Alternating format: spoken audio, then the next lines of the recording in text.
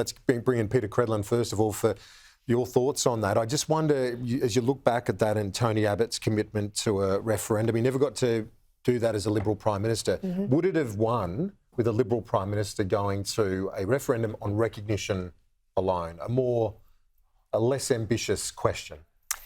I think a less ambitious question. I also think, and Tim Gartrell, the Prime Minister's Chief of Staff, was leading recognise at the time. I think that if it had simply been a question of recognition, it would have had its best chance. I'm not saying it would have got there. We know John Howard took a preamble recognition, I think I've got the words here, to honour Aborigines and Torres Strait Islanders, the nation's first peoples, for their deep kinship with the lands and their ancient and continuing cultures that enrich our life as a country. That went to the Australian people in 1999. Not one state supported it, and it failed to get more than 40% of majority support. So this isn't a process that just started in 2007. This will be our second referendum on the question of recognition. Now, I argue this is a hell of a lot more than just recognition, but this is where we are, and we'll take some learnings from it tonight. Oh, no doubt about that. Sean Gordon, we saw your appearance there in front of the many parliamentary processes that we've seen over the last more than a decade. Similar question to what I asked Peta Credlin. If it was less ambitious, say something like a recognition, and then maybe legislate the voice parallel to that, would that have got the greater support? Look, it's easy to look at things in hindsight, but I think I go back to the position I raised earlier on. If you're going to recognise a particular group of people, isn't it only right that you ask those people as to how you want them to be recognised? Indigenous people went through that process and made it clear that they wanted to be recognised for a practical measure, for a voice. It's now been tested by the Australian people. We'll find out today whether it gets up or doesn't get up. But it's pointless putting something to the Australian people that Indigenous people don't support.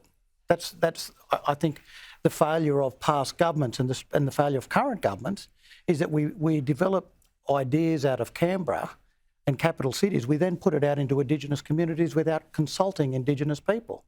This is what the voice is about. It's about consulting with Indigenous people to get their input in regards to what is going to work for them in their communities. Yeah, well, absolutely. And I get that point, but just to go to Chris Kenny on this, because we saw you in the package as well, and it's something you wrote about in the paper again today, which seems like a pivotal decision by the Yes campaign and the government to not have the detail out there.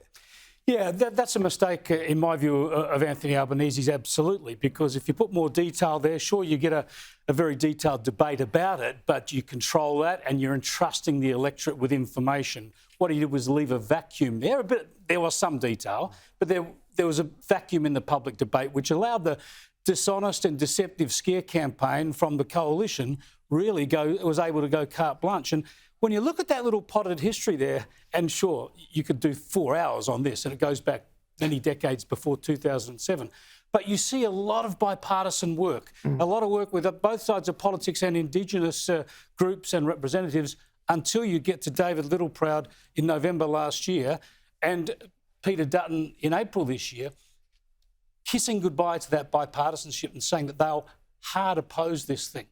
And that's what we've got to grapple with here. They have to wear responsibility as well, because if this thing is divisive on principle, if the voice is racially divisive on principle, which they now argue, and which has been so effective with the community in this referendum campaign, then why didn't they oppose it the very day after Anthony Albanese won election and promised to put a referendum? Why didn't they oppose it in July last year when he announced the wording at Garma? They waited. They toyed with it, they played the politics, and they have opposed this outright for partisan political gain.